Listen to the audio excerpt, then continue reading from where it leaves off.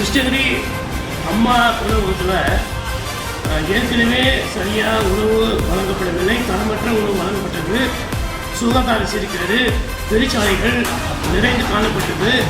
அதே போல் இங்கே இருக்கக்கூடிய அனைத்து உணவுப் பொருள் தயாரிக்கும் விஷயங்கள்லாம் ரிப்பேர் ஆகிடுச்சு.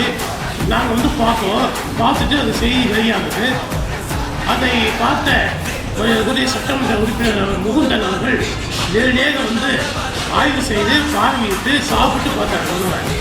அதன் பிறகு இப்போது பார்த்தீங்கன்னாக்கா மிக அருமையாக நல்ல தரமான இட்லி, நல்ல சுவையான சாம்பார் நல்லா போடுறாங்க.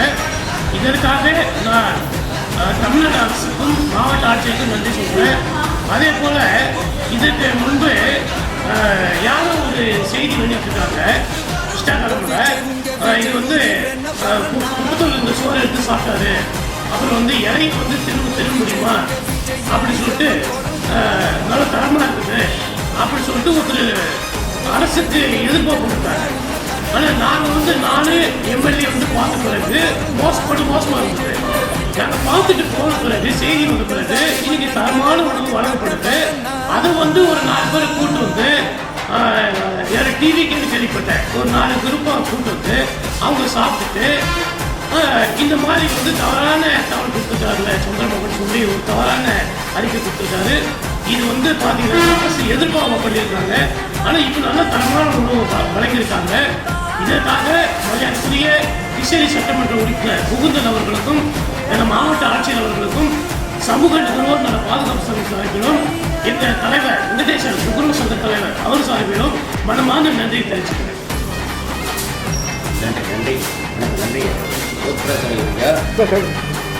ரொம்ப நல்லா செய்கிறீங்க.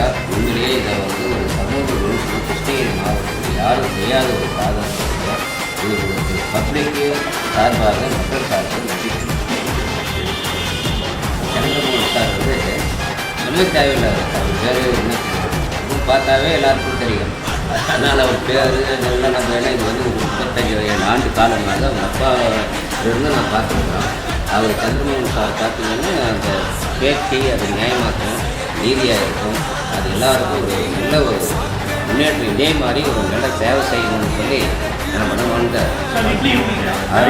அருமையான எதிர்காலம்.